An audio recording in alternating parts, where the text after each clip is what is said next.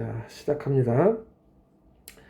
오늘은 이단원 첫 시간으로 먼저 기압과 날씨 변화 갑니다. 먼저 기단이란 무엇인가? 기단. 공기의 성질, 즉 기온, 습도 등이 일정한 아주 거대한 공기 덩어리를 기단이라고 합니다. 공기의 성질은 온도와 습도로 표현한다. 그리고 거대하다 그랬는데 거대한 정도는 지름이 1000km 이상으로 우리나라 한반도 땅덩어리보다 더 크다 이거예요. 따라서 기단이 발생할 수 있는 장소는 우리나라보다 더 넓은 지역의 지표면이 균질해야 한다. 대륙이면 대륙, 해양이면 해양으로 균질한 지표면 위에서 기단이 발생하는데 우리나라는 해양과 바다와 육지가 공존하는 반도 국가이므로 우리나라에서는 기단이 발생하지 않는다. 그렇다면 주변에서 발생한 기단들이 우리나라로 이동해 와서 영향을 주는데 자, 그 대표적인 기단들을 살펴본다면 이렇게 되겠습니다.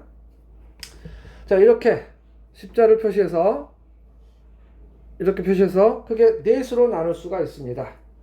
자, 그랬을 때 이 시베리아 기단, 이쪽에 있는 기단, 시베리아 기단이고 이쪽에 있는 것이 양쯔강 기단이고 이게 오호츠크의 기단, 북태평양 기단 크게 이렇게 넷으로 나눌 수 있다.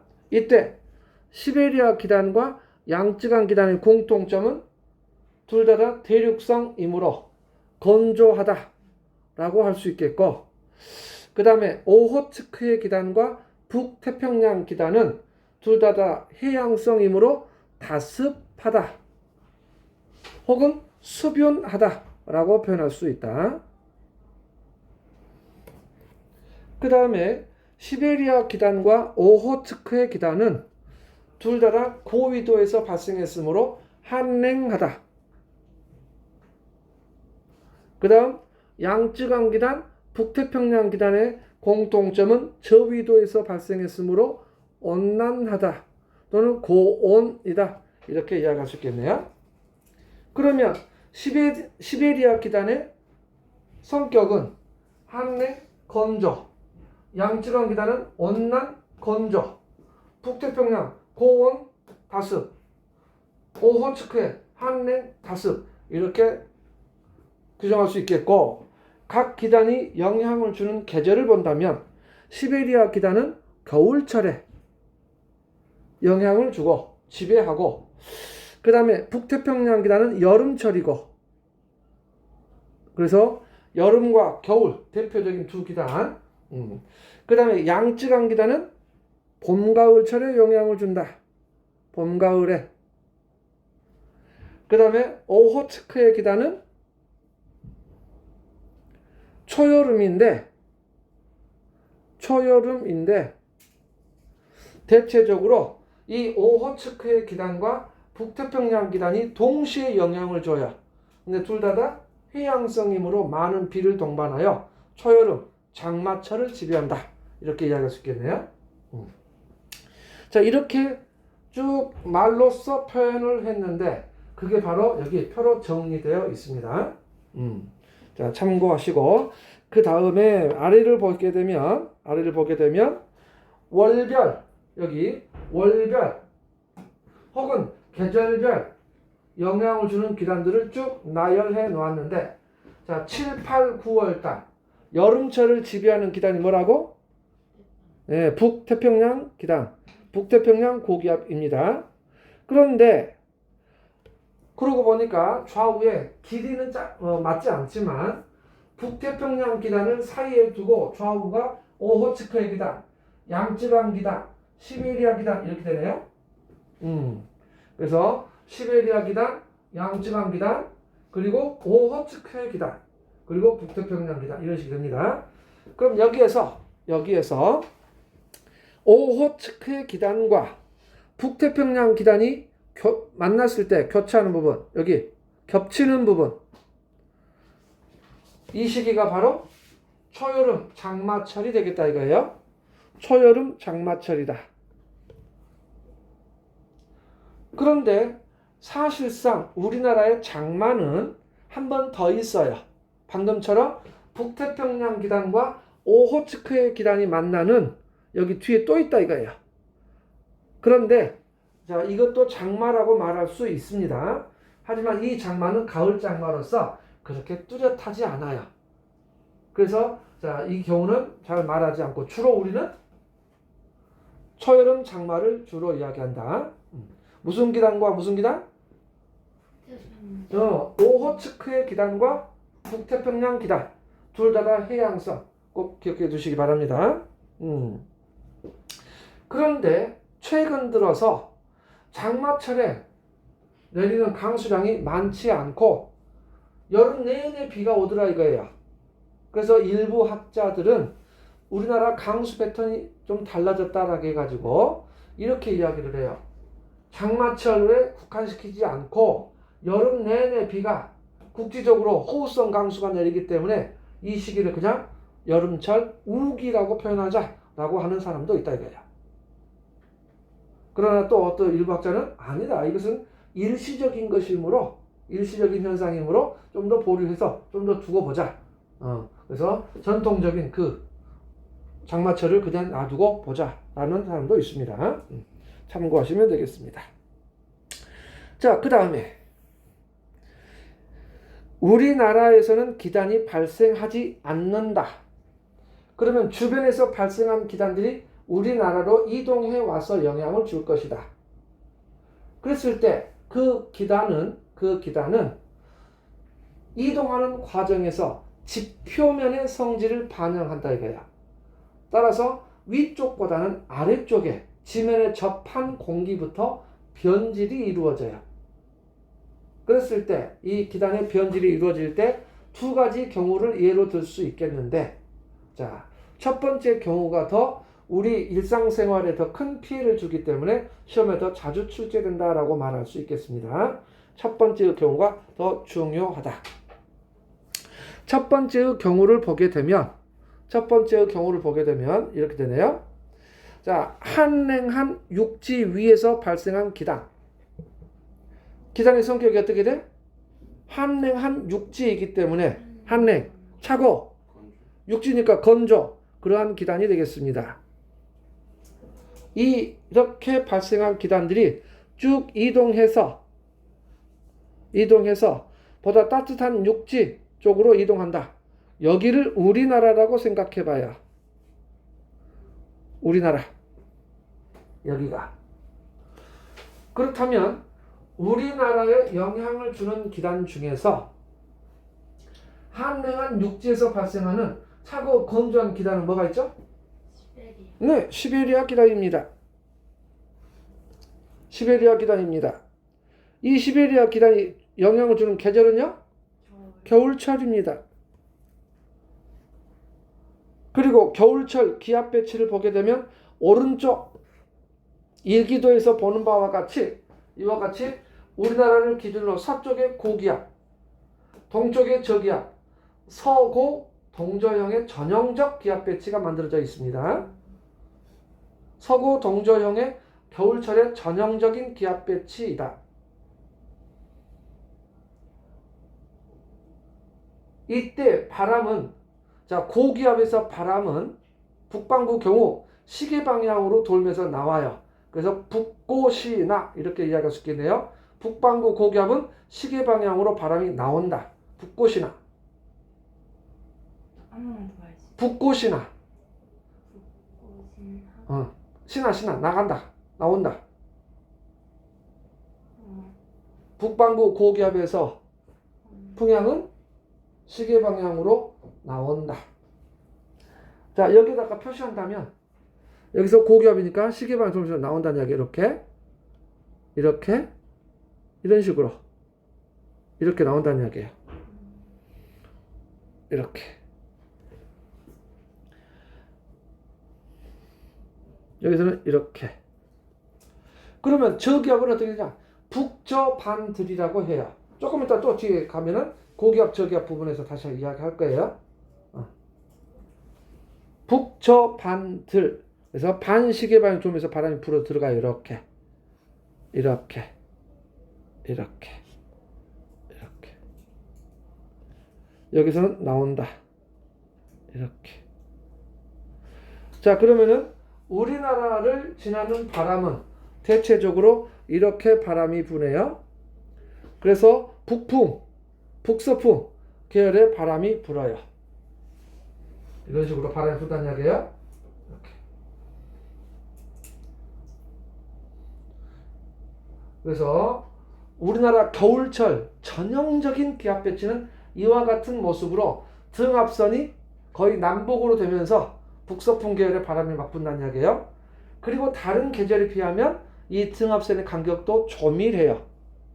등압선의 간격이 조밀하다라는 말은 바람이 매우 강하게 분다. 그래서 강한 북서 계절풍. 시베리아 쪽에서 불어오는 매우 차가운 공기, 매우 춥다, 한파 이렇게 되겠는데 문제는 바로 위에 같은 시각 기상위성 사진을 보게 되면 바로 여기 북서쪽에가 구름이 거의 없어요. 맑음. 거기에서 아주 차갑게 바람이 불어온다. 우리나라로. 이렇게. 그래서 고기압의 영향에 들었다. 그럼 날씨는 맑음입니다. 그 차갑고 건조한 공기가 불어오는데 맑음이 일반적이다. 춥지만 맑을 것이다 라고 예보를 했습니다. 그런데 이게 이제 일반적인데 그런데 여기서 보는 바와 같이 겨울철에 이동하는 동안에 황해를 지나요. 황해를 지난다. 따뜻한 바다를 지난다. 겨울철에 황해가 따뜻한 바다가 되나요? 겨울철에 손 넣으면 손 겁나 시려워요. 하지만 따뜻한 바다라고 할 수 있다. 왜냐하면 상대적이니까. 시베리아에 비하면 그나마 따뜻하다 이거야.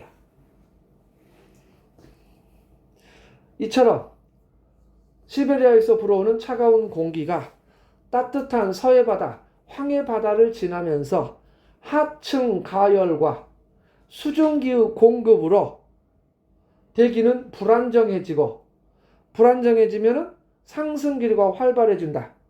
그러면 이때 생기는 구름은 저군형 구름이 발생하며 우리나라에 상륙했을 때 생각보다 많은 양의 비나 눈이 내릴 수 있다. 겨울철의 이야기니까 폭설이 내릴 수 있다. 그러면 교통마비 등 일상생활에 지대한 영향을 줄 수 있다. 왜? 맑을 거라고 예보했는데 생각보다 많은 양의 비나 눈이 와버리면 교통 마비될 수 있다는 이야기예요. 일상생활에 큰 지장을 줄 수 있다. 그래서 문제가 된다는 이야기. 그에 반해서 반대로 따뜻한 육지 혹은 따뜻한 바다, 여기서는 육지가 큰 의미가 없습니다. 자, 따뜻한 지역에서 발생한 기단. 자, 육지 생각할 것도 없습니다. 그래서 따뜻한 기단입니다. 이 기단이 쭉 이동해서 우리나라로 이동할 경우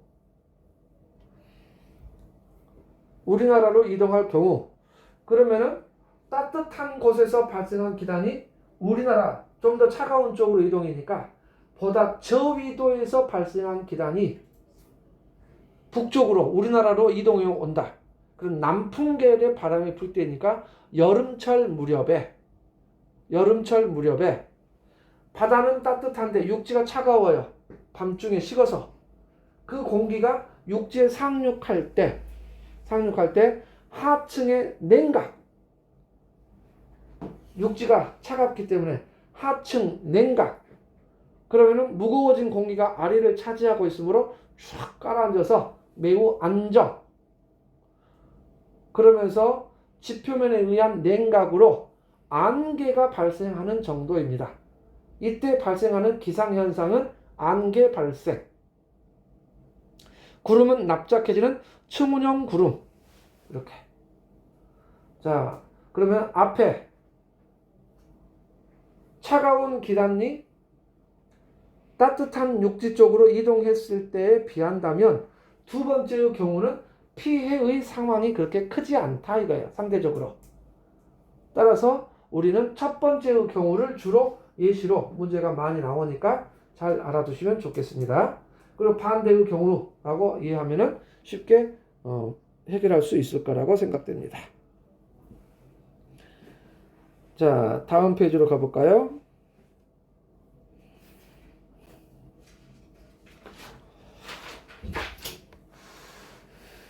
자, 그 다음에 이제 기압과 나시변화인데, 먼저 기압이라고 하는 것은 단위 면적에 작용하는 공기 기둥 무게에 의한 압력이다.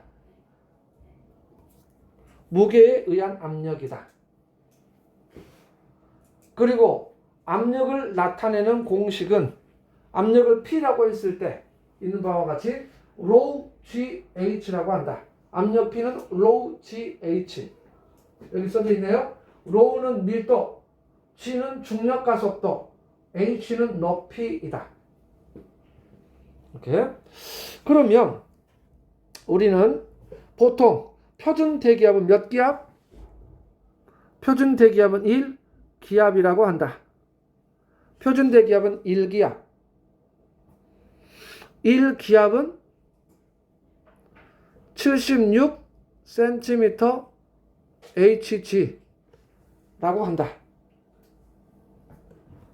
수은 기둥 76cm가 누르는 압력과 같다 이거예요.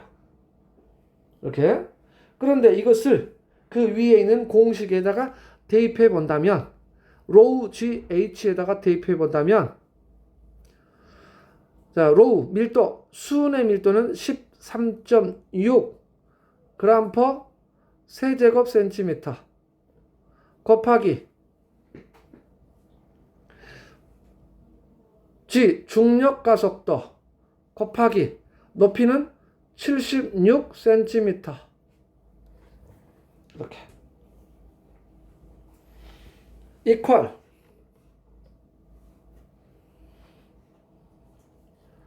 13.6 곱하기 76 하면은 1033.6이 됩니다. 그리고 단위는 그램 중 퍼 제곱센티미터가 됩니다.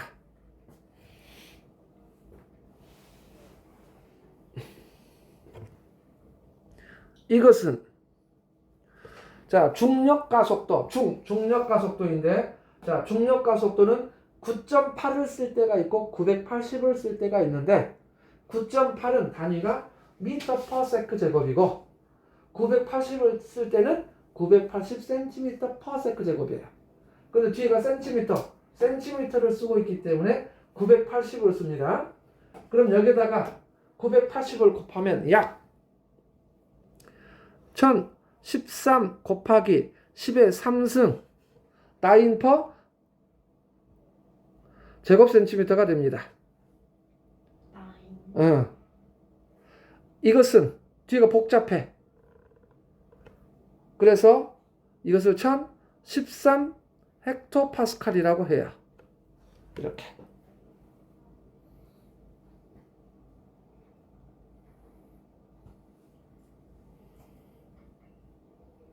자, 여기에서 숫자에다가 얽매이지 마시고 숫자는 외우지 않아도 돼요.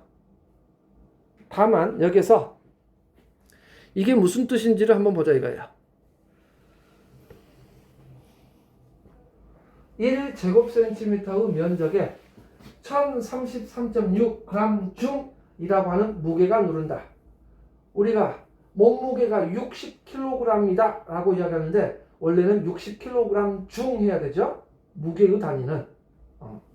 그럼 이것도 무게의 단위가 되는 거예요. 그럼 또 그 다음에 1033.6g 중인데 킬로그램 중으로 바뀌면 1.0336kg 중이에요. 그러면은 가로 세로 1cm 즉 엄지손톱만한 면적에 약 1kg이라고 하는 공기 기둥이 누르고 있다는 얘기예요. 어마어마한 압력이 되겠습니다. 어떻게 어마어마해지냐? 손바닥을 펼쳤을 때, 손바닥만 봤을 때 가로 세로 각각 10cm 정도씩 되겠죠? 그러면 100제곱cm가 돼요. 그럼 여기를 누르는 압력이 100kg이 누르는 거예요. 근데 우리는 100kg을 전혀 느끼지를 못해요. 왜 그래? 유체 속에서의 압력은 위에서 누르는 것도 있지만 아래에서 위로 미는 힘도 있어. 그러니까 그 차이를 못 느끼는 거야. 당연하죠. 근데 만약에 자, 여기 있는 책상이 유리와 같이, 책상 윗면이 유리와 같이 아주 매끈합니다. 그 다음에 이 손바닥이 유리와 같이 아주 매끈해요. 그랬을 때 책상 위에 손바닥이 딱 얹혀지는 순간 손을 들 수가 없다. 웬만해서는 들기가 어렵다. 왜냐하면 위에서 누르는 압력은 남아있지만 아래에서 위로 미는 힘이 없어져 버렸어요. 그러니까 손바닥을 100kg이 누르는 효과가 생긴다는 이야기예요. 그럼 손바닥을 들어 올리려면 100kg을 드는 힘으로 들어 올려야 돼. 그래서 빡 하고 소리가 날 거예요. 손바닥 아래는 진공이니까. 그 진공의 에너지를 떼는 그 힘이 필요하다는 이야기예요. 그게 목욕탕에 있는 그 빨판 고무의 원리야. 그러니까 쉽게 떨어지지 않죠. 생각보다 큰 힘이 필요하다는 이야기예요. 근데 뗄 때 아주 쉽게 뗄 수 있죠. 어떻게? 깔짝깔짝. 끝을 살짝 긁으면 그 속으로 공기가 들어가면서 면적이 급격히 좁아진다는 이야기예요. 그러니까 쉽게 떨어진다. 이런 식입니다. 자, 여기서 하고 싶은 이야기가 뭐냐? 보세요. 1033.6이라는 숫자가 어떻게 나왔어? 13.6 곱하기 76을 곱해서 나왔죠. 수은의 밀도와 수은의 높이가 됐어요. 반대로 수은의 밀도로 나눠주면 수은의 높이가 될 거예요. 그렇다면 만약에 물의 밀도로 나누면 물기둥의 높이가 될 거예요. 그렇다면 물의 밀도는 2이므로 물기둥의 높이는 1033.6cm의 물기둥이 될 거예요. 그럼 약 10m 들어갈 때마다 1기압씩 증가하다가 이렇게 되는 거예요. 10.336m. 그러면 물 10.336cm에 아니 1033cm의 물기둥이 누르는 게 1기압인 거예요. 그렇죠. 76cm의 순이 누르는 압력과 약 10m 정도에 해당하는 물기둥이 누르는 무게와 같다는 이야기예요.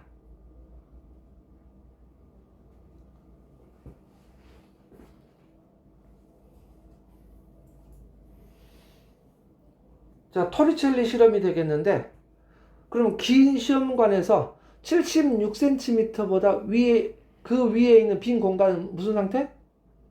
진공 상태이다라는 거 본 적 있죠? 네. 그거예요. 그러면은 빠는 힘이 어마어마한 사람이 있다. 그랬을 때 10m 위에 올라가서 물을 빨아먹을 수 있겠냐 이거지.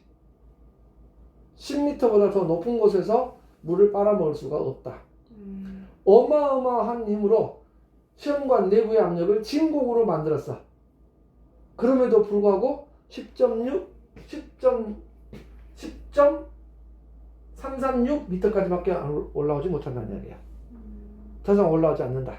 이렇게. 이해됐죠? 자, 이 이야기를 왜 하냐면 1기압은 이것을 바꿔 말하면 1033.6 cm H2O라고도 쓸 수 있겠죠. 76cm Hg를 쓰듯이 1033.6 cm 물 이렇게 쓸 수 있겠다는 이야기야. 자, 그러면 보세요. 1013헥토파스칼은 1033.6 cm 물기둥과 같다. 그러면 1013과 1033.6은 거의 숫자가 비슷해. 따라서 약 1헥토파스칼당 약 1cm H2O 물기둥 높이와 비슷하다 이거예요.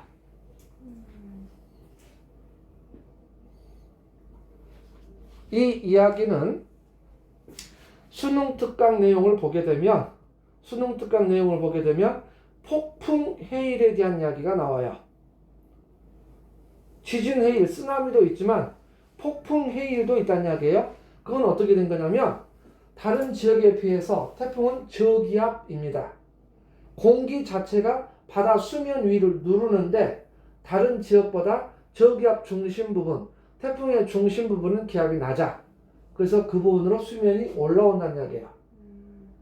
대체적으로 우리는 표준 대기압은 1기압으로 1013인데 그냥 1010으로 계산하고 1010이라 하고 가정하고 그 다음에 일반적인 중형급 태풍이라고 한다면 우리나라에 영향을 주는 태풍 중 중형급이라고 한다면 중심기압이 약 960 헥토파스칼 정도 돼요. 그러면 주변과 비교했을 때 태풍 중심 부분의 기압차는 주변보다 50 헥토파스칼 정도가 낮다 이거예요. 그러면 그거에 해당하는 만큼 바다 수면이 높아져. 대략 얼마 정도? 약 50cm가 높아진다는 이야기야. 바다 수면 위가 50cm가 높아진다. 그러면은 저는 키가 작아서 한 무릎 정도가 더 바다보다 평상시로 더 높아지겠네. 그 상태인데 하필 그 시각이 만조시와 겹쳐. 물이 꽉 찼을 때보다 50cm가 더 높아. 거기에다가 태풍이니까 바람이 세. 평상시보다 파도가 높게 친다는 이야기예요. 근데 애초부터 높은 곳에서 파도 치니까 방파제를 넘어서 물이 들어올 수 있다는 이야기예요. 그래서 해안가 저지대는 침수를 당할 수 있다. 피해가 있을 수 있다는 이야기예요. 따라서 태풍이 몰아칠 때는 바닷가에 가지 않는 게 좋다는 이야기예요. 파도에서 휩쓸릴 수가 있으니까. 저기압에 의한 것도 있다. 그래서 이 부분, 자, 태풍이 지나갈 때는 해수면이 높아진다라는 거 꼭 기억하시기 바랍니다. 자, 기압에 대해서 쭉 이야기를 했습니다. 자, 그렇다면 이제 고기압과 저기압을 이야기하네요. 고기압과 저기압. 구분은 너무 간단해요. 주변과 비교해서 말 그대로 상대적으로 주변보다 기압이 높으면 고기압, 낮으면 저기압이라고 한다. 뭐라고요? 주위보다, 중요한 말, 주위보다 높으면 고기압, 낮으면 저기압이라고 한다. 기압이. 자, 그렇다면 1013 헥토파스칼보다 높으면 고기압이라 하고 낮으면 저기압이라 한다. OX. X. 특별한 기준이 있는 게 아니다라는 거야. 상대적이다. 주위보다 높으면 고기압, 낮으면 저기압이다 이거야. 이렇게. 자, 가끔가다 학생들이 물어봐요. 고기압이 더 따뜻한가요? 저기압이 더 따뜻한가요? 라고 물어봐. 그럼 다시 저는 되묻습니다. 고기압과 저기압의 구분은 어떻게 했지? 라고 물어보면 학생들이 틀림없이 대답합니다. 주변보다 기압이 더 높으면 고기압이고 낮으면 저기압이라 해요. 라고 이야기한다. 그래, 정답이야. 온도로 나눴니? 아니요. 기압으로 나눴니? 예. 기압으로 구분하지 온도로 구분하는 것은 아니다. 라고요. 제가 근데 학생들이 왜 그 질문을 하는지를 알아요. 왜냐하면 보세요. 해륙풍의 경우, 자, 여러분 잘 알고 있을 거예요.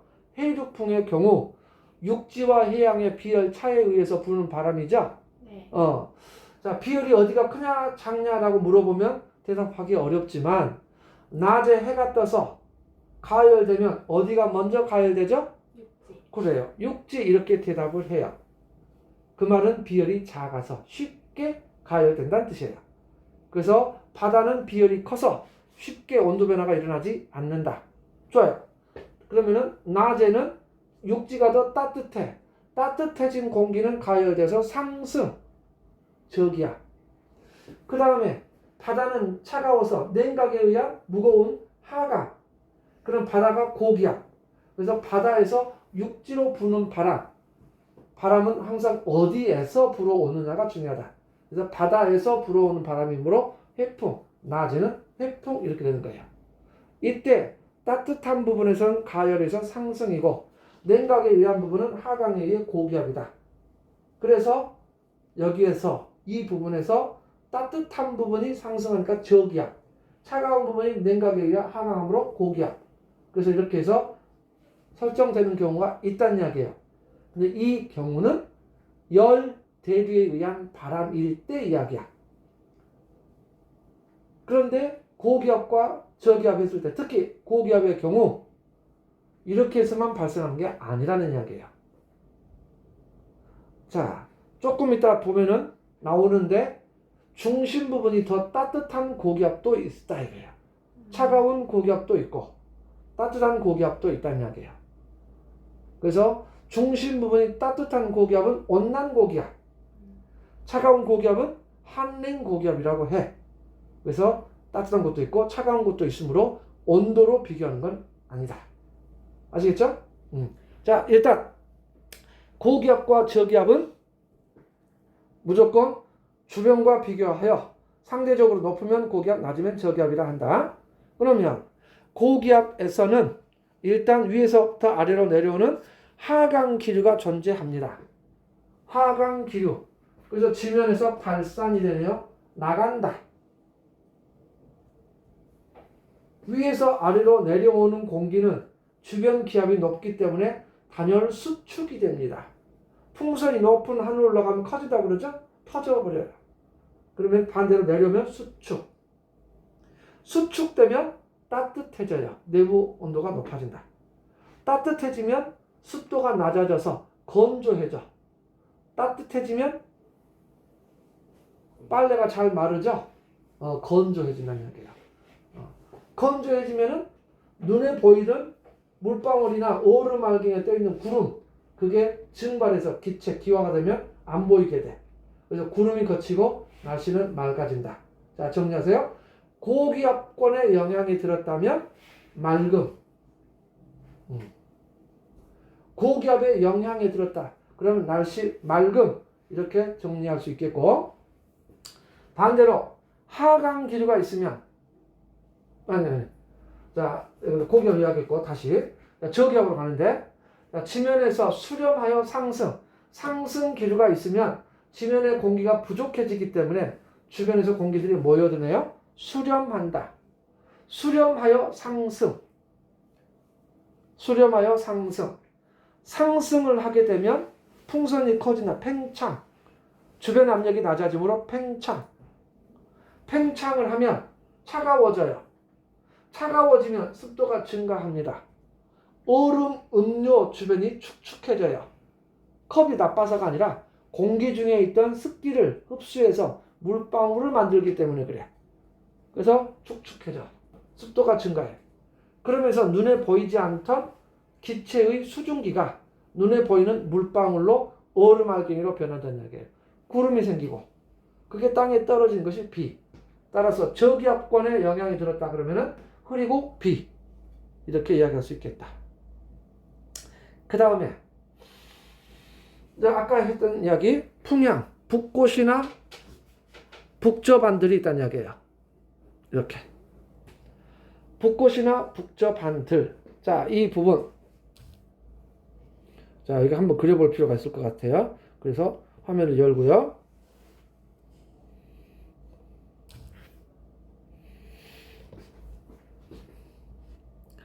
자, 이렇게 동그란 등압선이 있습니다. 가운데가 고기압이 있고 이렇게 동그란 저기압이 있습니다. 이때 공기는 일단 고기압에서 저기압으로 향하는 힘이 있어요. 그 힘, 압력차, 기압차에 의한 힘을 기압 경도력이라고 해요. 그 힘은 고기압에서 저기압을 향하는데 등압선에 대해서 직각 방향으로 작용한다.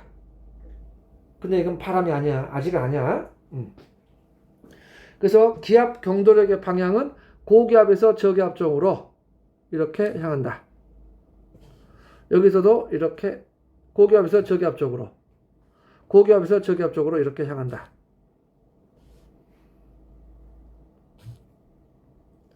그런데 저기압은 또 중심이 바깥이 고기압이고 중심이 저기압이니까 안으로 들어가려고 하는 힘이 발생한다. 이렇게 등압선에 대해서 직각 방향으로 이렇게.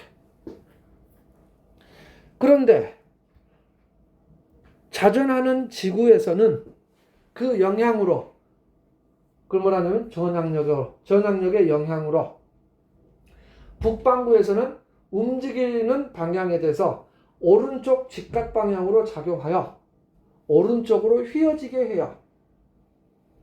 오른쪽으로 휘어지게 한다. 북반구의 경우는, 남반구의 경우는 북반구와는 반대가 되어서 왼쪽으로 작용합니다. 그래서 북반구, 남반구 전향력의 작용 방향은 반대이다. 기억하세요? 반대이다. 자, 그런데 여기 보세요. 고기압에서는 이쪽으로 나가려고 한다. 그랬을 때 오른손 바닥을 봐요. 오른손 바닥. 그랬을 때 4개의 손가락이 던져진 방향이고 엄지손가락이 전향력의 작용으로 오른쪽으로 휘어지게 한다는 이야기예요. 그랬을 때 일반적인 지상에서의 바람은 우리는 대략 약 45도 각도 정도로 생각하면 되겠습니다. 그래서 바람이 이렇게 오른쪽으로 휘어져서 분다는 이야기예요. 이렇게. 그래서 오른쪽으로 휘어져서 불어간다. 그래서 이 빨강색이 풍향이 되겠습니다. 그럼 여기 고기압 중심보다 북쪽 지역에서 바람은 이렇게 불어서 무슨 풍? 아까도 이야기했네요. 바람 이름은 어디에서 불어오느냐. 따라서 무슨 풍? 남서풍이 되네요. 남서풍. 그 다음에 이 부분은 무슨 풍이 될까? 북서풍. 그 다음에 여기는요? 북동풍. 이런 식으로. 그러면 저기압은 어떻게 될까? 저기압. 역시 마찬가지로 오른쪽으로. 그래서 자 휘어져서 이렇게 들어가는 바람이 된다. 이렇게. 그 다음에 이렇게. 그러고 보니까 북반구는 시계 방향으로 돌면서 나오고 뭐라고? 북, 고, 시, 나라고 쓸 수 있겠고 북반구 저기압은 어떻게? 반시계 방향 돌면서 들어간다는 이야기. 그래서 뭐라고? 북, 저, 반, 들 이렇게 적을 수 있겠다. 무슨 뜻?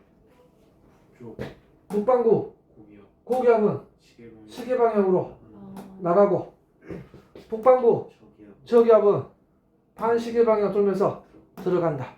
줄임말이에요? 진짜 있는 거예요? 진짜 있는 말? 그래요? 많이 써요. 이거 어떻게 보는 거예요? 다시 한번. 오른손 바닥 엄지 4개의 손가락이 처음에 던져진 방향, 물체의 운동 방향에 대해서 오른쪽 직각 방향으로 항상 전향력은 작용하고 있다. 그래서 오른쪽으로 휘어지게 한다. 그러면 만약에 여기에서 오른쪽으로 가고 있을 때 전향력은 운동 방향에 대해서 오른쪽 직각 작용하고 있어요. 근데 기압 동도력도 작용하여 그 힘이 합력으로 이렇게 된다는 이야기예요.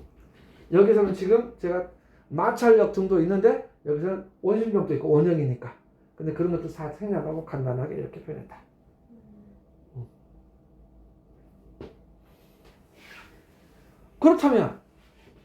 그렇다면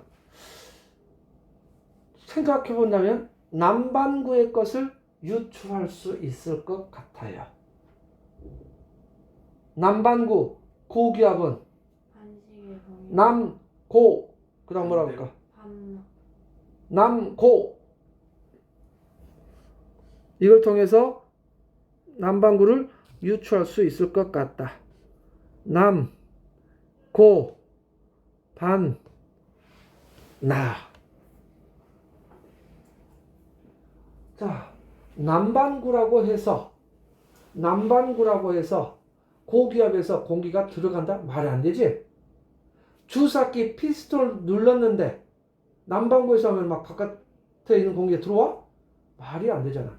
무조건 북반구든 남반구든 고기압은 무조건 나가야 돼. 그러면 또 남반구 저기압은 어떻게 될까요? 남도실 이렇게 남, 저, 시, 들 이렇게 유추할 수 있다 이거야. 그래서 북고시나 북저반들을 잘 이해했다면 충분히 유추할 수 있다. 여기서 전향력의 작용 방향만 반대가 된다는 이야기예요. 그렇게 해서 이렇게 나온다. 그래서 북고시나 북저반들 그랬습니다.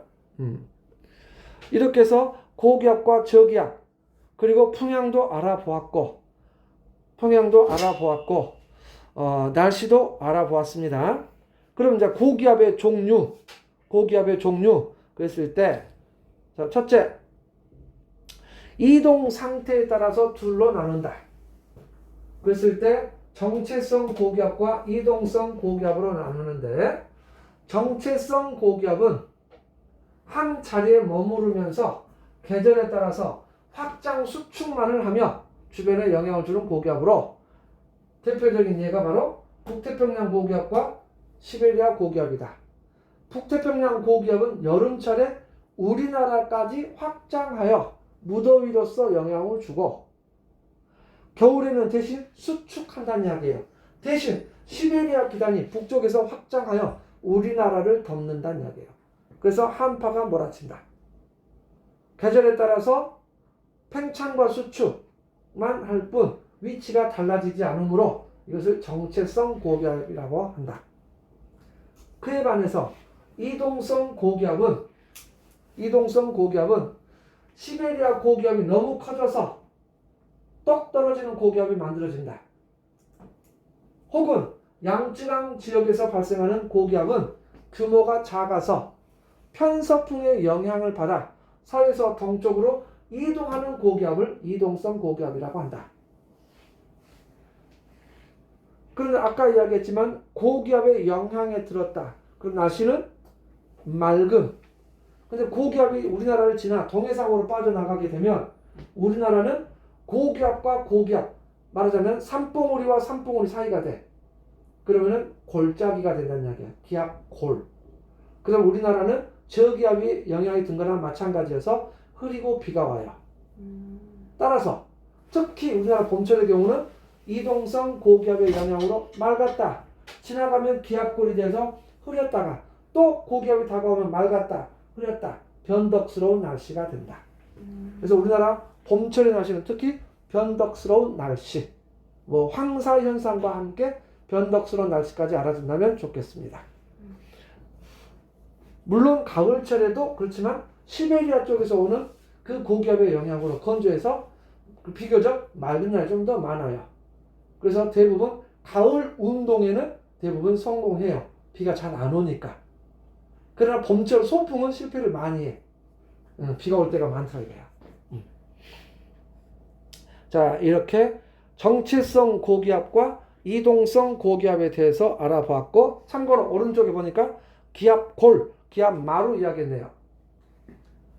자, 보니까 이와 같이 산봉우리와 산봉우리 사이에 그러면은 여기 기압골이 된다. 기압골. 이러면은 저기압에 영향이 되면서 날씨가 흐리다. 이런 정도로 하겠습니다. 다음 페이지. 자, 여기 한랭 고기압과 온난 고기압이 있습니다. 한랭 고기압과 온난 고기압. 아까 이야기했잖아요. 중심 부분이 따뜻한 고기압도 있고 차가운 고기압도 있다. 아까 일반적으로 해류풍의 경우는 바다 쪽, 낮에 바다 쪽은 차가워서 하강하여 고기압이라고 했어요. 이와 같이 중심 부분이 차가운 고기압이 있지만 따뜻한 고기압도 있다. 그래서 한랭 고기압, 온난 고기압인데 자, 책에 있는 이 그림이 썩 마음에 들지 않아요. 썩 마음에 들지 않아요. 그래서 제가 다시 그려야 되겠는데 자, 기존의 그림을 자, 떼와서 보겠습니다. 자, 요 그림이 좋을 것 같습니다.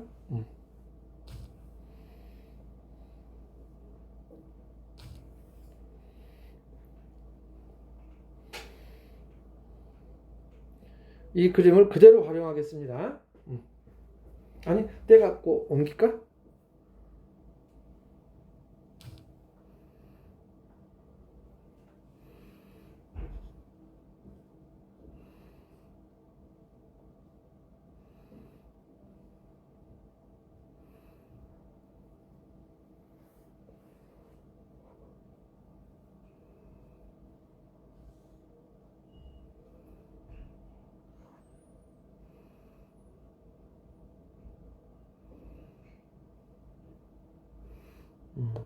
다시.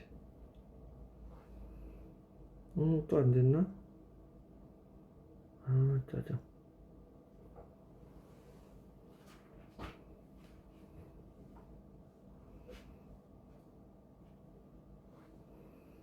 됐다.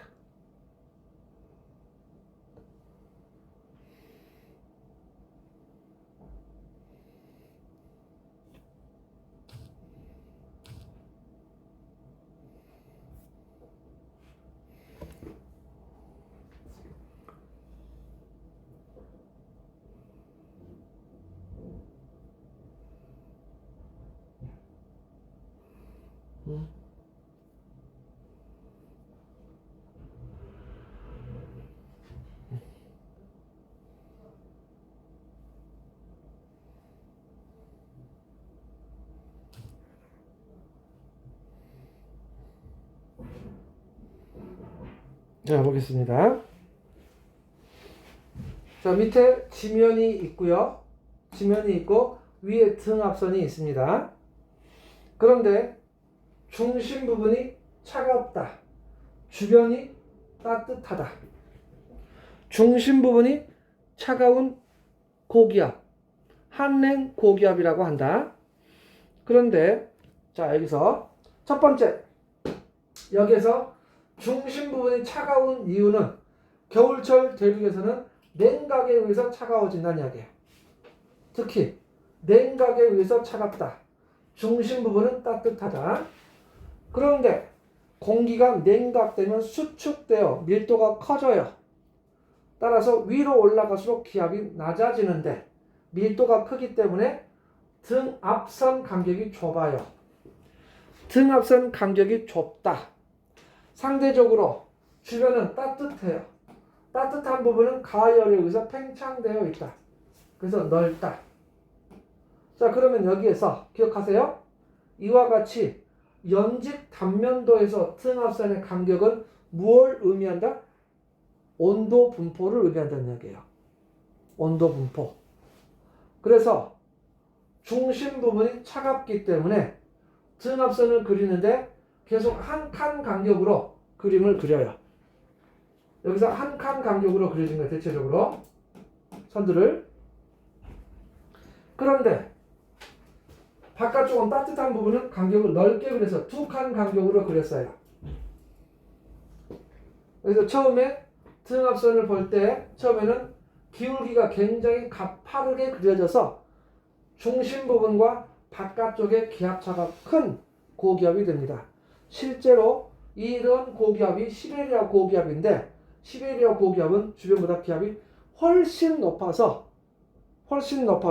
중심 기압이 막 1040 몇이 나오기도 해요. 그래서 주변보다 훨씬 기압이 커요. 그런데 문제는 뭐냐? 가운데가 좁게 그려지다 보니까 위로 가면 갈수록 등압선의 기울기가 점차 완만해지더니 급기야 평탄해지는 부분이 나타나고 나중에는 기울기가 바뀌어서 중심 부분이 저기압으로 바뀌어버린다는 이야기예요. 그래서 이 고기압은 키가 작아요. 중심 부분이 고기압으로 나타나는 곳은 등압선이 수평으로 나타나는 곳까지만 고기압이고 그 상층부는 저기압으로 역전되어 버렸다 이거야. 그래서 이것은 키 작은 고기압이 되겠습니다. 예를 든다면 시베리아 고기압이 되겠고요. 겨울철에 영향을 주는 고기압이고 아까 기압차가 대단히 크다고 그랬으니까 일기도상에서 등압선의 간격은 매우 조밀하게 그려진다. 그에 반해서 이 온난 고기압은 말 그대로 온난해요. 따뜻해요. 중심 부분이 따뜻하다. 주변이 차갑다. 근데 중심 부분이 따뜻한 이유는 가열 그러면 안 돼요. 중심 부분이 더 따뜻한 이유는 위도 30도 또 나중에 배울 거예요. 위도 30도는 대기의 대순환에 의해 하강 기류가 있어요. 하강 기류에 의해서 단열 압축되어 따뜻해집니다. 중심 부분이 그래서 따뜻해. 그러나 따뜻해진 공기는 자꾸 위로 올라가고 싶어해. 그러니까 지면에서 이 고기압은 아슬아슬 고기압이야. 살짝. 그래서 매우 등압선이 완만하게 그려진다. 고기압이 살짝 고기압이야. 그리고 기울기가 완만하기 때문에 등압선 간격이 널찍널찍하게 있어. 그래서 바람이 약해요. 그리고 이러한 고기압이 예를 들면 여름철에 영향을 주는 북태평양 고기압. 그래서 여름철에 바람은 약해. 등압선 간격이 넓어서. 그런데 다시 한번 이야기합니다. 연직 단면도에서 등압선 간격을 뭘 의미해? 온도. 그럼 아까 이야기했다시피 일기도상에서 등압선 간격은 뭘 의미해? 일기도는 일종의 평면도야. 단면도 아니야. 평면도야. 거기서는? 바람의 세기. 그렇죠. 바람의 세기가 된다는 얘기야. 확실히 낫다. 확실히 낫네. 고1짜리들보다는. 자,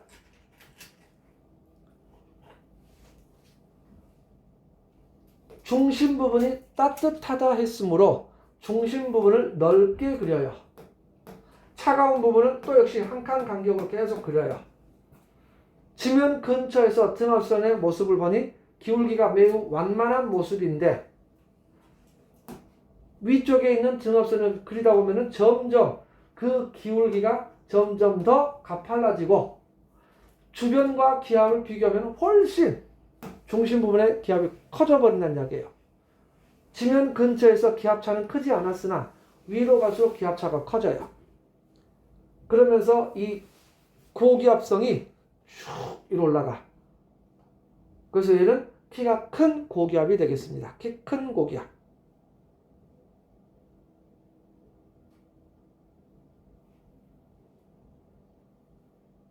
키 큰 고기압.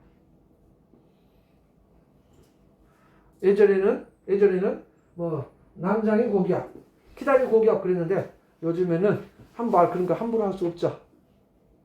그래서 요즘에는 그냥 키 작은 고기압, 키 큰 고기압이라고 해요.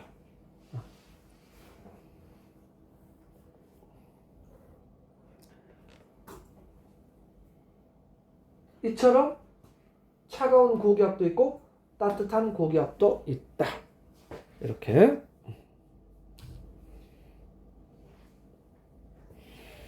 그래서 한랭 고기압, 온난 고기압. 이러면서 우리나라에서의 전형적인 기압 배치. 아까 이야기했네요. 겨울철은 대체로 기압 배치가 어떻다고? 겨울철은 서고 동저형의 기압 배치. 아까 뭐 만든 말이냐고 물어봤죠? 네. 많이 쓰는 말이야. 여기서도 겨울철에는 서고 동저형의 기압 배치라고 해요. 전형적인 모습이니까. 아까 북꽃이나 북저반도도 마찬가지예요. 일상적으로 통상적으로 쓰는 말이에요. 그래서 알아두면 좋겠다. 자, 서쪽에 있는 고기압 아까 얼마나 돼? 1048 고기압. 엄청 기압차가 크죠? 또 등압선 간격이 매우 조밀하죠? 바람이 세다는 이야기. 그리고 서쪽 시베리아 고기압은 서쪽 서고 시베리아 고기압은 한랭 건조한 대륙성 기단. 그래서 강한 북서 계절풍으로 한파. 그런데 가끔은 기단의 변질로 생각보다 많은 비나 눈이 내릴 수 있다. 눈이 내릴 수 있다. 폭설. 이렇게. 근데 최근 들어서 인공위성 사진을 보았을 때 줄무늬 구름이 나타날 때가 있어요. 그때가 기단의 변질로 눈이 많이 올 때예요. 근데 최근 들어서 그 구름 사진을 많이 봤더니 요 며칠 우리나라는 눈이 많이 안 왔지만 왜 그러냐면은 기단의 변질로 대체로 바람이 북풍이 되어서 서해상으로 빠져나가 버리더라고. 만약 북서풍이었으면 이렇게 해서 우리나라 들어올 텐데 이렇게 대부분의 바람 빠져나가더라고. 이렇게. 근데 만약 바람이 이렇게 불면은 많이 올 수 있어요. 근데 우리나라는 많이 안 왔지만 이쪽에서 발생한 기단들이 이 그림처럼 이렇게 와가지고 동해상에서 기단의 변질로 일본 쪽에 특히 눈이 많이 오더라고요. 어마어마하게. 교통이 마비되고 난리가 났더라고요. 제가 들어서. 자, 그 다음에 겨울과 대비되는 한여름의 일기도를 또 비교해야 되겠죠? 둘은 자, 전형적인 문제가 되니까 이 둘의 비교를 잘 해주시기 바랍니다. 자, 그러면 한여름의 일기도는 뭐라고 불러? 전형적 기압 배치는 남고 북저형이라고 해요. 남고 북저형. 보면은 거의 일본 동쪽 해상에까지 고기압이 올라와요. 그리고 이 고기압에서 바람이 북고시나 시계 방향으로 돌면서 바람이 이렇게 나온다는 이야기예요. 그래서 남동 계절풍인데 다른 계절에 비하면 여기 태풍 빼면 정합성이 비교적 간격이 넓어요. 바람이 약하다. 자, 볼까요?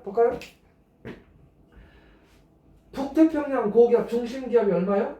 1016 헥토파스칼로 고기압이야. 근데 시베리아는 어쩌냐고? 1048. 어마어마하죠? 엄청난 고기압이라는 이야기야. 그래서 이 고기압은, 북태평양 고기압은 무슨 고기압이요? 아니, 내 말은 한랭 고기압이다, 온난 고기압이다. 온난 고기압이다. 그 다음에 시베리아 고기압은 한랭 고기압이다. 그럼 이 두 고기압은, 이 두 개의 고기압은 발생 원리가 좀 다르죠? 네. 다르다라고 말할 수 있다 이거예요. 이렇게. 자, 다시 한번. 시베리아 고기압은 어떻게 해서 고기압이 되었다? 중심부의 차가운 이유? 냉각에 의해서. 그 다음에 북태평양 고기압은 어떻게? 하방 기류에 의해서. 단열 압축에 의해서 라고 말할 수 있겠다. 그리고 북태평양 고기압의 성격이 고온 다습하여 무더위와 열대야 현상을 가져올 수 있다. 충분하죠? 그리고 일기도상에 지금 여기 대만 쪽에 태풍이 북상하고 있네요. 그래서 여름철의 모습이 잘 나타나 있습니다. 그러면 여기서 한여름 직전 초여름의 모습은 어떻게 될까?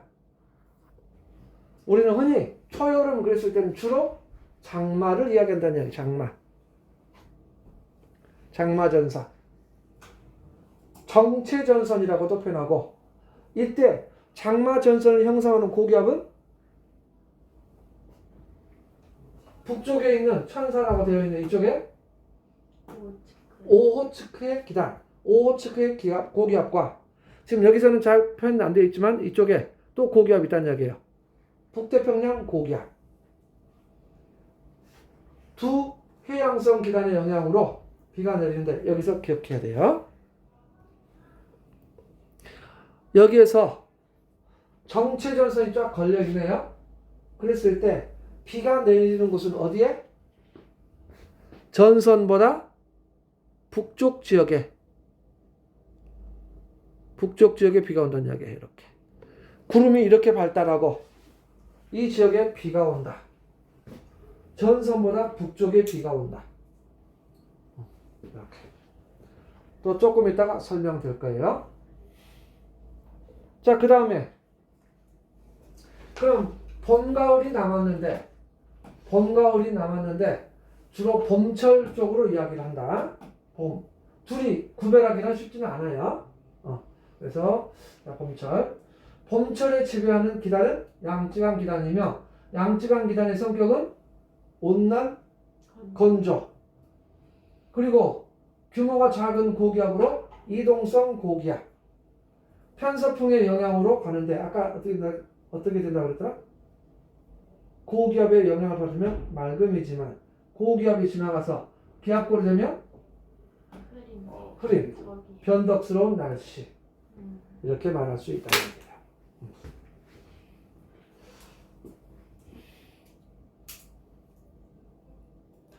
그러면서 참고로 우리나라의 기후 특징, 우리나라는 사계절의 변화가 뚜렷하네. 그 이유는 계절마다 영향을 주는 기단이 다르죠. 그래서 뚜렷해요. 그리고 하계 강수 집중률이 매우 높아요. 여름철에 비가 많이 와요. 그리고 우리나라는 편서풍 지대이므로 기상 요소들이 서에서 동쪽으로 이동한다. 그랬을 때 이 광주 지역에서 눈이 어디에서 오는가를 본다면 주로 서쪽 해안 지역의 날씨를 참고하면 좋겠다. 이렇게. 자, 그 다음에 우리나라는 대륙의 동쪽 기후에 동안 기후, 대륙의 동쪽 기후, 편서풍과 합쳐져서 대륙에서 불어오는 바람의 영향이 커요. 그래서 자, 대륙성의 영향이 좀 더 크고, 그 다음에 바다와 접해 있어서 계절풍지대, 몬순기후. 그래서 이런 것 등의 영향으로 계절 변화가 뚜렷하다라고 말할 수 있는데 하계 강수 집중률이 매우 높다라는 사실도 조금 알아두시면 좋겠습니다. 자, 이렇게 하고 잠시 쉬었다가 또 이어서 하도록 하겠습니다. 수고했어요.